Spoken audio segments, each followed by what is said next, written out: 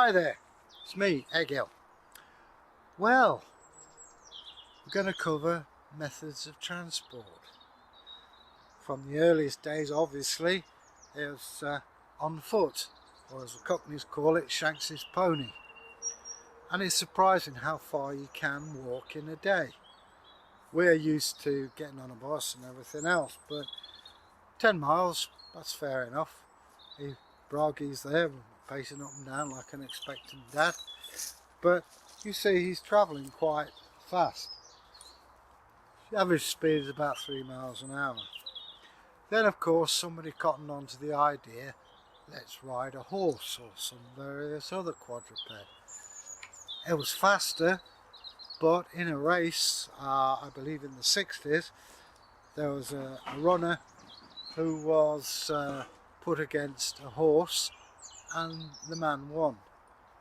Probably because of the endurance, they can run fast, but only a short time. Then we have of course wheeled vehicles, which is carts and wagons, which means not only can you go quite a distance, but you can carry all kinds of trade. Say Bragi's a farmer, he's got his sacks of wheat or hay, he can put it on a cart, and the horse or oxen are stronger, which means you can carry more weight and move along. And it all went well right up to the late 19th century, and some bright spark thought of let's get a push bike. Now the first bicycles were death traps in my view. They were called the penny farthing, and you had a big wheel at the front, little wheel at the back. Neck breakers. Yeah, and taking a tumble. And then some bright spark had an idea of calling the safety bicycle, and that was 2 wheels, same size, with a crank. And thing with this is the early ones you couldn't freewheel, but it was a lot safer, and it was a liberating thing. Women for the first time could go out on a day trip and socialise, learn things from other people, and be free of the sort of, let's face it, the male bondage of the time, which was impossible really to live with. First World War comes, and of course the petrol engines, internal combustion engines improve, and you get motorbikes, motorcycles. The military have them, and they have a sidecar where you put a machine gun or an officer or whatever, and they're useful additions to transport system. They're still using horses in the First War, and a lot of poor horses were killed. And Second World War. And in the Second World War, especially out east in the Second War. So they're using horses, they're using mules still, and donkeys. So we go through the First World War and peace comes. By this time automotive science has become a bit more sophisticated, and we get motor cars starting off. At first they're looking very odd compared with what we know, but later on we see the classic motor car, and indeed things progress. Of course you've got Murder Mile round here, which is the first place in the world I do believe that anybody was killed by a motor car. It's very close, it's about 2 miles from here, and they call it Murder Mile. First place anybody got killed by a motor car. Oh, in the world, I believe. Whether that's true, I don't know. It could be an urban myth of local history. Well, also, the world of science and mechanics doesn't stand still. So today we are looking for alternate energy sources, and we've reached a reasonable compromise at the moment with electricity. Now you have batteries which have to be charged. Who knows what the future may bring?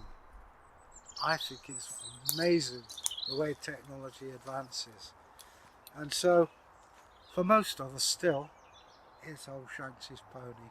It's your feet. It's the 2-cylinder human powered walk, which I've got to do later on. But you know, before we talk about the future of transport, let's just talk about how the Vikings would have moved around. Yes, we all got walking, and if you had a little bit of coin, a bit of wealth, you had your horse or a pony. Now the horses the Vikings had were more akin to Shetland ponies, and one of the weird things, I don't know whether we can prove it, they used to ride to battle but fight on foot. Eventually, of course, later on you develop cavalry. That would only work if you got a lot of horses. If you got, let's say, 500 men or 1,000, it was a lot of men to muster for a battle in the Dark Ages, in the early medieval times. Then you got to go and find 1,000 horses. Well, so I think that's probably a misconception. Does to us today. Yes. But you think, who draws your ploughs? Who pulls your wagons? But there is that aspect, You know, I mean, I don't know. I'm with you. It sounds a horrendous number. The armies were not as big as we think of today. There was, in fact, a case of an army of 20 men that ravaged East Anglia. Because, you know, how big's an army? I mean, to a Roman, that's a good nothing, point. You know. But having said that, if you're a poor farmer and all you've got's a hay fork and there's men coming up with axes and things, you think, okay, I surrender. Well, I would. But let's also talk about the distance they would be willing to travel. They could walk a lot further than what we could. They was trained to do that. Well, I think everybody, I mean, even if you read D.H. Lawrence, he lives in Ilkeston, and they walked from Ilkeston to Ripley, which is, what, about 40 miles? Oh, yes. And that was a Sunday afternoon stroll. Well, today you'd get a bus or a taxi. So, you know, even that's my grandfather's time, probably your great-grandfather's time, that was quite a normal stretch to walk. And people today marvel at the fact that I walk the distances I walk because I can't afford a car, and I like the exercise. Well, it's good for you, and if everybody walked a bit further in life today, there'd be less overweight people. Well, also, I mean, you know, to a degree, there's all the traffic fumes and things like that, and it's, you know, you see a lot more of the world walking. Of course, another aspect of travel we're not really mentioning is the conical.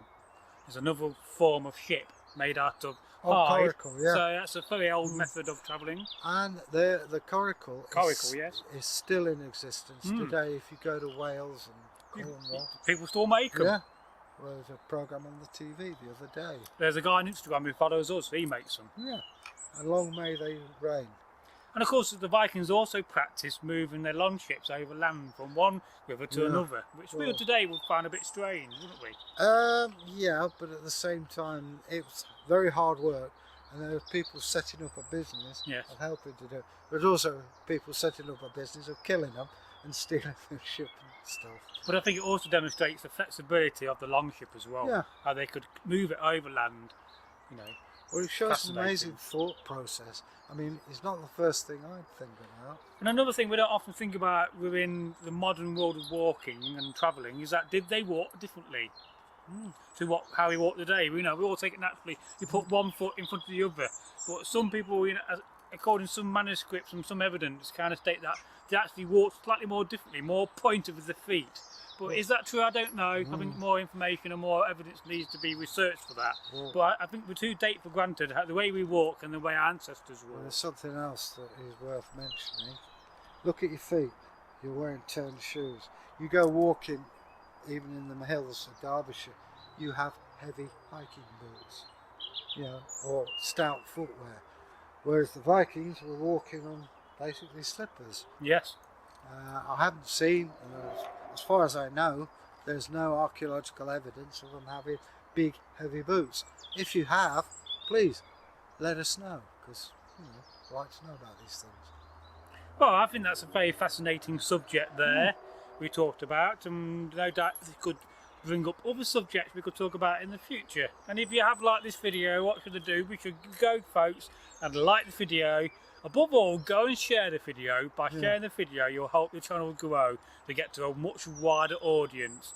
That's what we want, isn't it, Eggle? Yeah. A wider audience of people, you lovely folks. And stay safe. And leave a comment. Okay, bye. We're going to walk away now. Come on, Eggle. Okay.